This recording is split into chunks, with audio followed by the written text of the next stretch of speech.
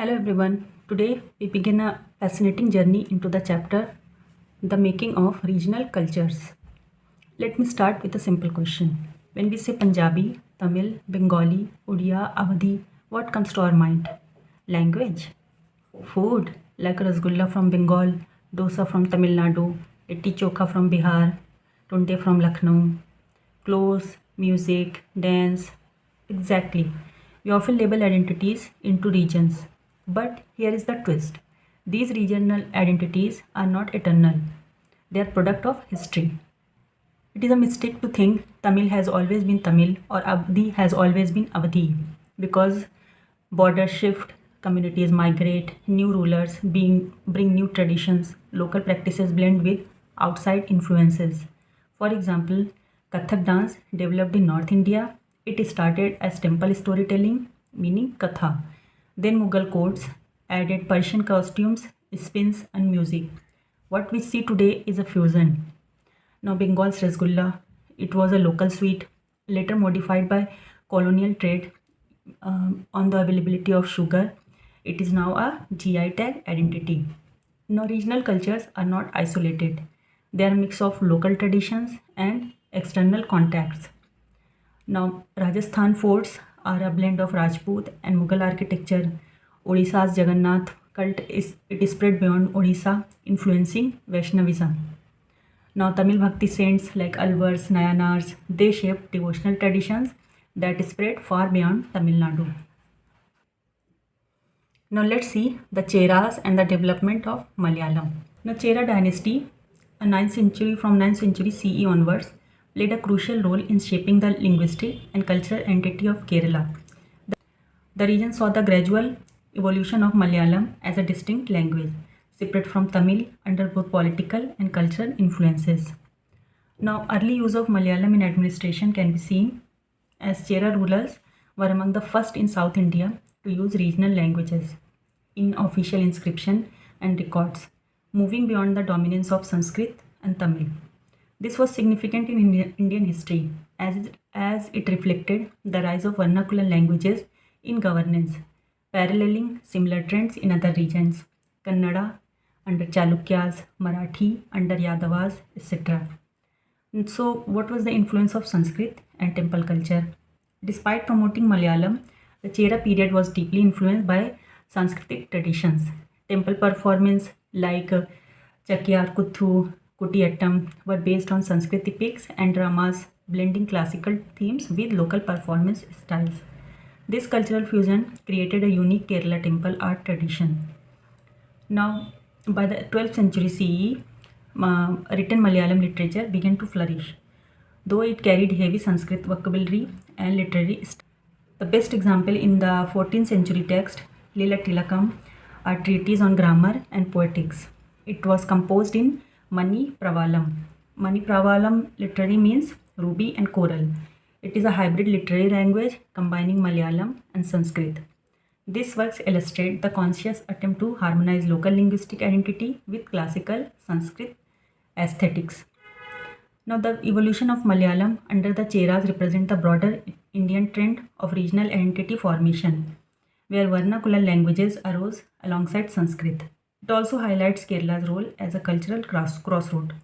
Local Dravidian traditions, Sanskritic influence, temple art forms, and maritime trade interaction all contributed to a distinct identity. Next is rulers and religious tradition, the Jagannath cult. The Jagannath tradition evolved in Puri, which is in Odisha, with Jagannath, meaning Lord of the World, recognized as an incarnation of Vishnu. Early tradition suggests that Jagannath was originally a tribal deity, worshipped by local communities, as seen in the practice of wooden idol carving by tribal artisans. Over time, this local influence was absorbed into the mainstream Vaishnavite tradition, representing assimilation of tribal faith into the broader Hinduism. In the 12th century, Anantavarman Choda Ganga, who belonged to the Eastern Ganga dynasty, constructed the magnificent Jagannath temple at Puri, symbolizing royal influence and authority. Later, King Anangabhima III went further, dedicating his entire kingdom to Lord Jagannath, proclaiming himself as the deity's Rauta, meaning deputy or servant. This reflects the fusion of religion and kingship, where divine legitimacy was invoked to strengthen political power. Now, the Jagannath temple became a pan Indian pilgrimage center, attracting devotees from all regions. Its fame gave it immense socio political influence, making control over it crucial for rulers. Successive regimes, the Mughals, Marathas, and the later the British East India Company, sought to control the temple to secure legitimacy and acceptance among the people of Odisha. You must be aware of the Rath Yatra. The Rath Yatra became a symbol of mass participation, blurring caste and class distinction, reinforcing Jagannath as a deity of people. The cult represents syncretism, being tribal roots, Vaishnavite theology, temple-based ritual, and royal endorsement blended into one. Now the next is the Rajput and tradition of heroism. In the 19th century, the British labelled much of Rajasthan as Rajputana. This term implied exclusivity but was misleading. Rajasthan was culturally diverse, home to Rajput, Jats, Bhils, Meenas, and other groups. Rajputs were not confined to Rajasthan alone. They were spread across northern and central India, influencing multiple regions. Now, from the 8th century onwards, various Rajput dynasties such as Chauhan, Shishodiyas, Rathors, and Kachawas ruled part of Rajasthan. Kings like Prithviraj Chauhan came to symbolize the Rajput ideal, which is courage, loyalty, martial valor, and preferring death to dishonor. This Kshatriya code of honor became the defining cultural marker of Rajput identity. Rajput valor was celebrated through ballads, poems, and songs preserved by charans and bhatts, meaning bards and minstrels. These compositions were performed in courts and villages, ensuring that stories of Rajput bravery inspired future generations. The narratives were emotionally charged, filled with loyalty, anger, sacrifice, love, and friendship, making them relatable for the masses. Now, examples include the ballads of Prithviraj Raso and the songs on the Sishodiyas of Mewar, especially Maharana Pratap. Women appeared in these tales too, but mostly in traditional roles. Sometimes women were shown as the cause of battles, with men fighting to win or protect them. Other times, women were portrayed as extremely devoted to their husbands, sometimes to the extent of practicing sati, the act of self immolation on their husband's funeral pyre. This reflects that the Rajput culture glorified heroic virtues. It also demanded great sacrifices from women, expecting them to uphold family honor and loyalty above everything. Now, the next is Beyond Regional Frontiers, the story of Kathak. Now, much like heroic traditions shaped by their regions, India's classical dances developed distinct local identities as they evolved. Kathak, one of the major classical dances of North India, beautifully illustrates this journey. The name Kathak comes from the Sanskrit word katha, meaning story. Originally, Kathaks were a community of temple storytellers in North India who brought religious tales to life through expressive gestures, music, and movement. Now, Kathak's transformation into a formal dance style began in the 15th and 16th centuries amid the rise of the Bhakti movement. Devotional stories, particularly those about Radha and Krishna, were staged in folk plays called Ras Leela. These performances merged local dance tradition with the Kathak's dramatic storytelling, laying the groundwork for Kathak as a dance form rooted in narrative techniques and devotional expression. Now, Kathak was sophisticated and refined under the Mughal rulers, who welcomed it into their royal court. This exposure led to the new stylization, intricate technique, and a blend of graceful gestures with rapid rhythmic footwork. Two major gharanas emerged, which are Jaipur Gharana, it is known for energetic footwork. Lucknow Gharana, it was patronized by Wajid Ali Shah, who was last Nawab of Awadh. He emphasized elegance and subtle expression. By the late 19th century, Kathak had spread across north and central India, including Punjab, Haryana, Jammu and Kashmir, Bihar, and Madhya Pradesh. The dance stood out for its complex footwork, ornate costume, and dramatic storytelling, making it a hallmark of India's cultural identity. Now, British colonial rule often stigmatized Indian performing arts. Kathak, like many traditions, survived predominantly through performances by courtesans. However, after independence, Kathak was officially recognized as one of the six classical dance forms of India, ensuring its protection and continued prominence. Now, what makes an art classical? Religious theme, rigorous training or codified rules, antiquity, and recognized text. Many folk tradition, for example, Chahu, Garba, Yakshagana, show technical depth, discipline, and expressiveness. The classical tag often reflects power, patronage, and cultural politics, not inherent superiority. Now, Kathak itself shows fluid boundaries from temple to folk, from Mughal courts to modern stage. We will explore more about this dance form when we start art and culture. Now, the next is painting for patrons, the tradition of miniatures. Now, so what are the miniatures? Miniatures are small sized, finely detailed painting on cloth, paper, palm leaves, or wood. So, what color they use? It was mostly water based color made from natural pigment like minerals, shells, plants, gold, silver. Miniature paintings were initially used to illustrate manuscript, whether it was religious or literary. Let's see what development happened during the period of Mughal in miniature painting. The Mughal period marks a golden age in the evolution of Indian miniature painting. Emperors such as Akbar, Jahangir, and Shah Jahan personally promoted and supported talented artists who created exquisite miniature painting for important manuscripts, historical account, and poetic works.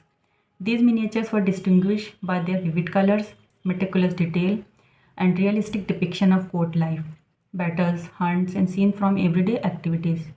They were considered valuable objects, exchanged as royal gift, and viewed primarily by the nobility. Now, as the Mughal Empire weakened, many court artists migrated to regional state, notably in the Deccan and Rajasthan. Here, they adapted Mughal technique to local artistic preference, giving rise to unique regional style in places like Mewar, Jodhpur, Bundi, Kota, and Kishangarh. The theme shifted to portraits of local rulers and mythological stories and scenes from indigenous literature, with Mughal realism blending seamlessly with regional colors and motifs. Now let's look at the development of Basohali and Kangra painting. In the Himalayan foothills, present-day Himachal Pradesh, around the 7th century, the bold and expressive Basohali school emerged. Basohali miniatures are known for their dynamic composition and strong saturated colors. A notable connection is the Basohali illustration of the Ras Manjari, which is a collection of 17th century Sanskrit love poems by Bhanudatta. It is famous for their exploration of love and aesthetic emotion. Following the 1739 invasion of Delhi by Nadir Shah, many Mughal artists sought refuge in the hills, welcomed by their hill state patrons. These artists fostered the development of the Kangra school in the mid 18th century.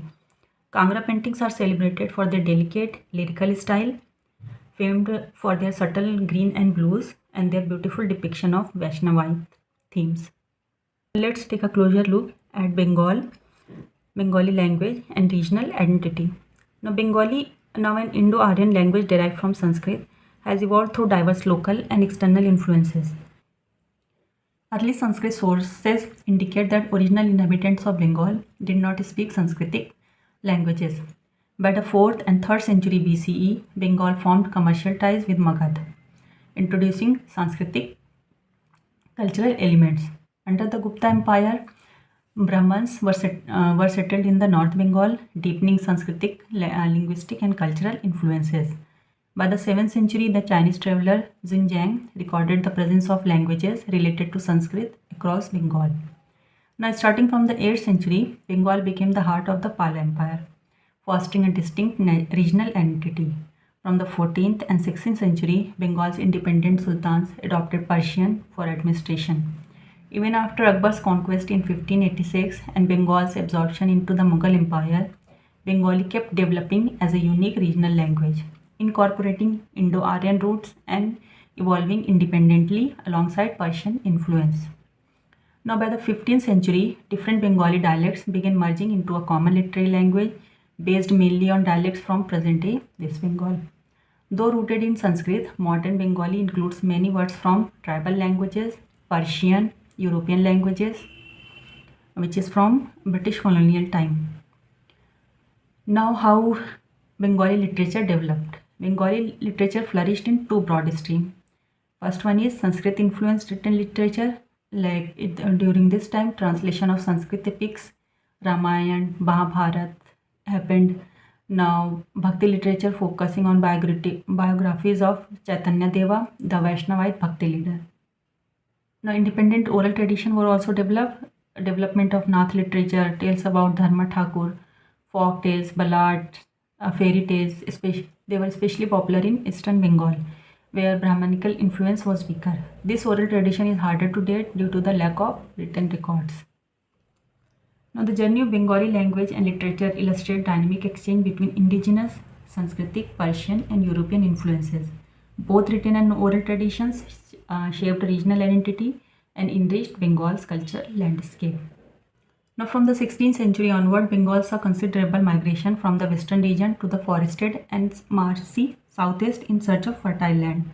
Settlers cleared forest and gradually introduced wet rice cultivation, integrating with local tribal communities such as fisherfolk and shifting cultivators. This led to new agrarian settlement that needed social and spiritual leaders for guidance and cohesion.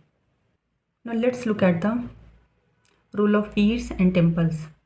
Now peers, who were spiritual guides, saints, Sufi mystic colonizer, deified heroes, and local spirits, they held crucial role in Bengal's changing society. They acted as teachers, judges, religious leaders, and intermediaries with supernatural forces. The cult of peers became popular, marked by the spread of shrines throughout the region. For new settlers, peers offered stability, identity, and social unity, especially during uncertain times. Their influence shaped both social organization and communal values across Bengal. Now, starting in the late 15th century and peaking in the 19th century, Bengal experienced a rapid expansion in temple construction, financed by upwardly mobile groups like Kolhu, who were oil pressers, and Kansari, who were metal workers. The economic boom, especially after the arrival of European trading companies, enabled these groups to use temple building as a way to assert social status and religious devotion. Temple construction became an essential mean for newly prosperous classes to demonstrate their changing position in society. Now, village deities once worshipped in simple huts were gradually assimilated into Brahmanical tradition through new temples. These temples adopted distinctive Bengali architectural forms, notably Dochala. Dochala, as you can see here, double roof thatched hut, and Charchala and Chauchala, which is a four roof temple with a tower. And they became iconic in Bengal's temple architecture. Now, temple exteriors showcase terracotta panels, ornamental tiles, and painted design, while interiors remained relatively plain. The finest terracotta temples are found in Vishnupur, which is in Bankura, West Bengal, famous for its sophisticated artistic tradition and elaborate decoration. With Mughal rule established in Bengal and capital set at Dhaka, Mughal official and landowners built mosques in the east, which fostered the spread of Islam. Remarkably, Islamic influence coexisted with Hindu temple construction, resulting in a syncretic culture where different religious traditions shaped Bengal's identity side by side. Next is fish as food. Now, Bengal is a riverine region rich in fertile plains and crisscrossed by numerous rivers.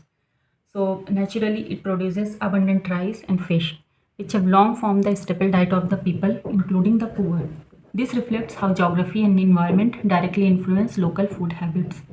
Fishing has been a key livelihood in Bengal, and its importance is evident in Bengali literature, which often mentions fish, terracotta plaques on pen temples and Buddhist viharas, which shows fish being cleaned and taken to markets in basket, indicating its centrality in daily life. Now, traditionally, Brahmins followed a strict vegetarian diet in accordance with Vedic prescription. However, in Bengal, due to cultural and ecological dominance of fish, Brahmanical norms were adopted. The Dharma Purana, a 13th century Sanskrit text from Bengal, officially allowed Bengali Brahmins to consume certain type of fish. This represents a regional modification of religious dietary restriction, accommodating local food culture. This case study illustrates the broader theme of how geography can shape not just economic activity but also social custom. religious practices, and cultural identity. It also highlights the flexibility of Indian tradition in adapting to local ecological realities. Now let's see how nation states emerged in Europe. Before the 18th century, European people commonly identified themselves by allegiance to ruling dynasties and powerful religious institutions like the Greek Orthodox Church.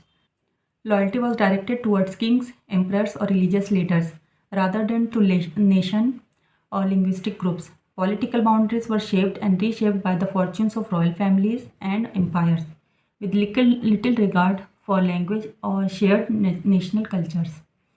Now, from the 18th century, a major shift occurred. People began to see language as the glue of collective identity and belonging. Groups such as Germans and French used language to mark themselves out as distinct communities. Language reforms became powerful tools. Educational material shifted from dominant tongues like Greek or Latin to local vernacular. Now, this linguistic pride reflected growing national confidence. Romanians switched educational material from Greek to Romanian. Hungary replaced Latin with Hungarian for administration. Such reforms were more than administrative changes. They expressed a desire for distinct cultural recognition and political autonomy. By the mid to late 19th century, these tendencies crystallized. Unification movement in Italy and Germany, inspired by linguistic and cultural nationalism, rallied people around the principle of one nation, one language. Leaders like Mazzini in Italy and Bismarck in Germany used the idea of shared heritage to push for the creation of nation state, fundamentally changing Europe's political landscape. Now let's look at the exercise. First one is Ananta Varman. He was from Puri, Odisha. He was a Ganga dynasty king who built the Jagannath temple at Puri in the 12th century. Now Jagannath is also in Odisha, Puri. Now next one is Mahodayapuram, which is in Kerala. It was the capital of Chera kingdom. Now from 9th century onward, Malayalam developed here. Now Lila Tilakam, it also belonged to Kerala. It is a 14th century text on grammar and poetics written in Mani Pravalam. Now, next one is Mangala Kavya. It is from Bengal. Now, it is an auspicious poem dedicated to local deities like Chandi, Dharma Thakur. It is a part of Bengali literature tradition. Now, miniature Kangra. Kangra is school of miniature painting. It developed in the Himalayan region. It focused on Vaishnavite themes and delicate brushwork. Now the next question is, what is Mani Pravalam? Name a book written in that language. Now Mani Pravalam literally means diamond and coral. Mani means ruby or diamond. Pravalam means coral. It refers to literally style in Kerala that blended Sanskrit, which was the language of high culture, and with Malayalam, the regional language. A notable book written in Mani Pravalam is the Lila Tilakam, which dates back to 14th century. This works in an important text on grammar and poetics exemplifies the blend of Malayalam and Sanskrit languages in perfect harmony, described metaphorically as a ruby and coral without discord. Now, who were the major patrons of Kathak? Now, Mughal emperors and their aristocrats, they promoted Kathak in their royal courts during the Mughal period. The royal courts of Rajasthan and Lucknow, which become prominent centers supporting different gharanas of Kathak. The last Nawab of Awadh, Wajid Ali Shah, is especially noted as a significant patron who gave Kathak its distinctive Lucknow style and promoted it extensively. Other notable patrons include regional rulers Raja Chakradhar Singh of Raigad, who supported Kathak artists and helped nurture talent beyond court setting. Next is, what are the important features of temples of Bengal? The important architectural features of Bengals are distinctive roof style. The temples are known for their unique roofing styles inspired by traditional Bengali village hut. The main types are Dochala, Chauchala. Dochala means temples with a sloping roof divided into two parts resembling a hut. Chauchala means it is more complex. It features four sloping roofs converging at a central point. Now the roof style include Atit-chala and Baru-chala, and temples are usually built on a square platform, giving a solid and balanced structure. Now structures are mainly made from bricks and incorporate terracotta tiles and panels as external ornamentation. Now walls and facades are often decorated with terracotta reliefs depicting mythological stories, everyday life and floral motifs. The temple in Vishnupur are especially famous for their exquisite terracotta artwork. Now the next is why did minstrel proclaim the achievement of heroes? Now minstrels, meaning bards, singers, ballad reciter, proclaim the achievement of heroes for several important reasons. In an age without print culture, minstrel kept alive the memory of heroic deeds through oral tradition, songs and ballads. Now it was also for the glorification of warriors. They celebrated the bravery, generosity and victories of kings and warriors to enhance their prestige and establish their legitimacy. And it also served as an inspiration for society. Their heroic tales motivated ordinary people and soldiers to emulate the value of courage, loyalty, and sacrifice. Now, many minstrels were patronized by rulers and nobles.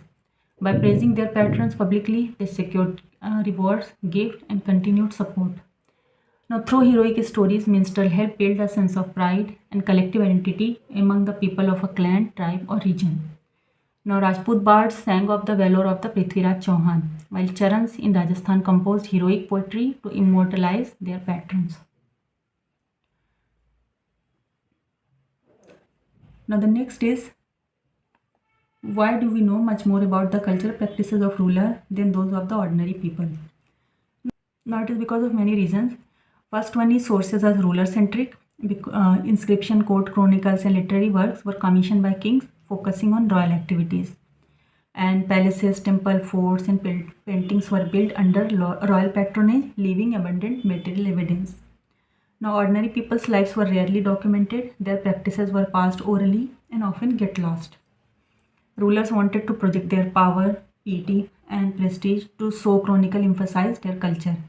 Thus, history is often skewed towards elites, while the cultural life of common people is reconstructed indirectly through archaeology, folk tradition, or local account. Next is why did conquerors try to control the Jagannath at Puri? Now, Jagannath was seen as a form of Vishnu, was deeply revered and beyond. The temple was one of the most sacred pilgrimage center. Rulers believed that controlling the temple would make people accept their authority as divinely sanctioned. The temple received large donation and managed vast resources, making it an important economic center. Now, from the Ganga dynasty rulers to Mughals, Marathas, and British East India Company, each power sought temple control to consolidate rule and win local support. In short, religion plus politics plus economy made the temple a powerful institution, and ruling it over meant ruling over people's faith and loyalty. Now, the next is why were temples built in Bengal? Now, temples served as sacred places for worship and rituals dedicated to various deities, fulfilling the spiritual needs of the community. Now, building temple was a way for newly prosperous social groups like the Kolu and Kansari to assert their social status and cultural identity as they gained economic power, especially during the expansion of trade under European influence. Now, temples acted as center of social and cultural life, providing a space for festival, gatherings, and strengthening community bonds in growing agrarian settlement. Now, temple represented indigenous artistic and architectural innovation, showcasing distinctive Bengali style such as dochala and chauchala structures, often adorned with intricate terracotta decoration. Now, village gods and goddesses worshipped earlier in simple shrines. They were incorporated into more formal and Brahmanical worship through temples, integrating local religious practices into mainstream Hinduism. Thus, temples in Bengal symbolized religious devotion, social ambition, cultural expression, and community integration during periods of economic growth and social transformation. In the next video, we will start with the last chapter of this book, which is 18th century political formation. Thank you.